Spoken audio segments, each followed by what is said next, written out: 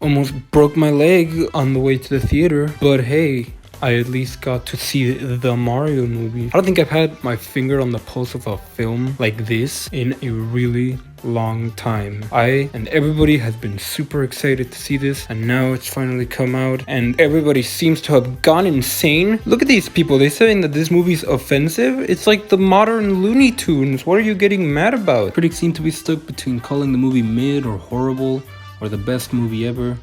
But I had tempered my expectations, knowing that it was Illumination. I only wanted the movie to be entertaining. I didn't even need it to be good. And as is, it's pretty good. This movie actually exceeds a lot of my expectations, and it quelled some of the concerns that most of us had. Chris Pratt is actually pretty good in this movie. From the trailers, he seemed to be giving it no effort, but in the actual movie, he seems to be trying to put on like an Italian accent, but also like a New York accent a little bit. It's not really that bad, and I wouldn't mind seeing him in future movies. The plot is about as simple and conventional as you can get, but that's fine because Mario is less about the actual story and more about the characters and the worlds that they explore. And these are some beautiful worlds. The animation of this movie is probably the best out of any Illuminations movie. And as for the characters, I think they're represented pretty well. Mario as a character is usually associated with having no personality, but in my opinion this isn't really true. In the games, he's determined and courageous, but he is also kinda cheeky. He's not really above getting into petty conflicts, but usually makes it out on top by being good at coming up with solutions on the spot. And in this movie, we see him get a character arc where he learns the importance of staying determined and standing up against Bowser. Like, it's no Lego movie or anything like that, but it is more than he gets in the games. We get a bit of expansion on his family, and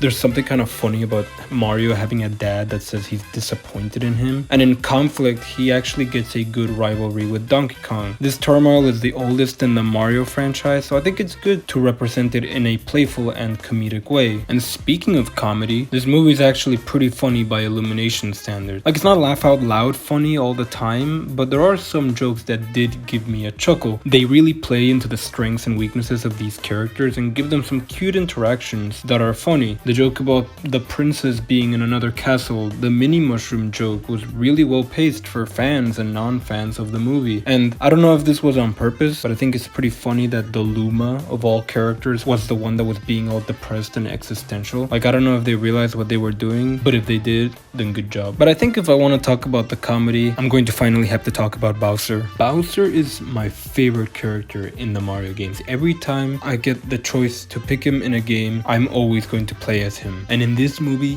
he steals every scene. Jack Black and Bowser are a match that is made in heaven. His inflection and tone perfectly match the intimidating yet hilarious scenes he has when he plays the piano and sings the song about how he gets no peaches. Like, that was made for meme material. It's a hard balance to make him go from turbo incel to genuinely menacing, but he works as a highly entertaining antagonist. One thing I will say is that in this movie, he's a little psychotic. Like, I don't think he ever kills anybody in the games, but in this movie, he's like super murderous. And I hope that in the sequels, they lean into some of his more comedic side, but as is, he works well to push the protagonists to their limits. But this is where the main issues with the movie kind of arise, because besides these characters, everybody else is kind of mid. Toad isn't really that funny in this movie, and he has almost no presence. He works more as a hindrance than a supporting character, and the movie probably could have done without him. And in the last video, I said that I didn't like Peach Skywalker, but it's not like I need Peach to get captured in every story. She has good moments in the games and other media, so I'm completely open to seeing something where she isn't just the damsel in distress. But Peach in this movie is almost unrecognizable from Peach in the games. She is so ridiculously powerful that she doesn't even really need Mario for this movie. She can just fix everything on her own. She's perfect. She didn't even need the Kong army to stop Bowser. There was a point where I genuinely thought that Mario wouldn't even get the final punch and that Peach was gonna be the one to end the conflict, but thankfully that didn't happen. But the worst part about Luigi and Peach switching places is that now Luigi spends about 80% of the movie doing nothing. He is genuinely just stuck in a cage waiting for an hour, and that's a shame because Charlie Day does a pretty good job playing Luigi. I just don't understand why you would want to separate Mario and Luigi. And I know everybody's mentioned this before, but you didn't really need for him to be captured in this movie. The plot is so high stakes stakes that him being captured is completely inconsequential. You could have just replaced him with Toad and the movie probably would have been more interesting. And although I did say that the plot isn't really that important, I do think that the movie has some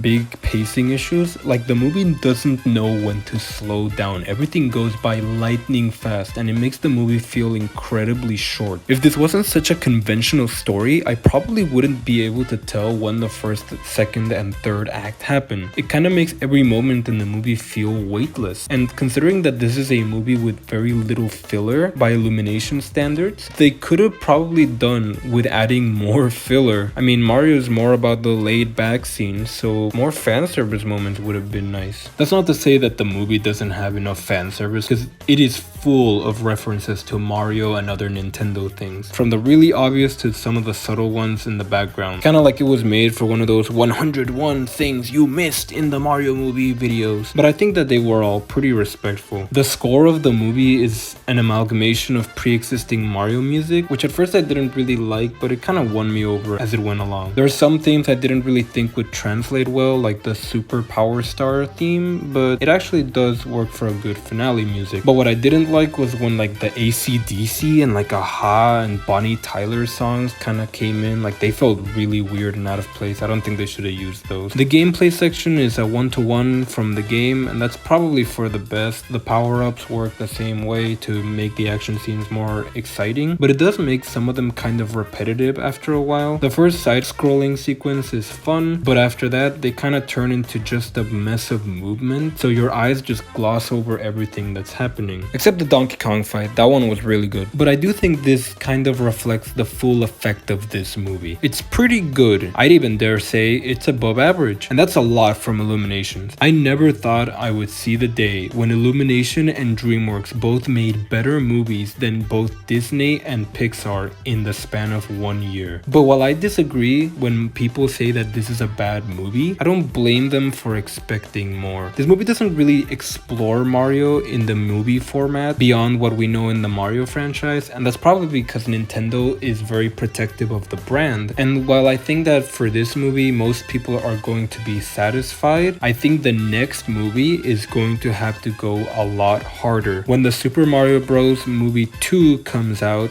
people will be expecting much more. They will be less accepting of a normal conventional story like this one. But for now, I give it a 7 out of 10. The movie's good, go watch it. That's all I got for this video. Goodbye!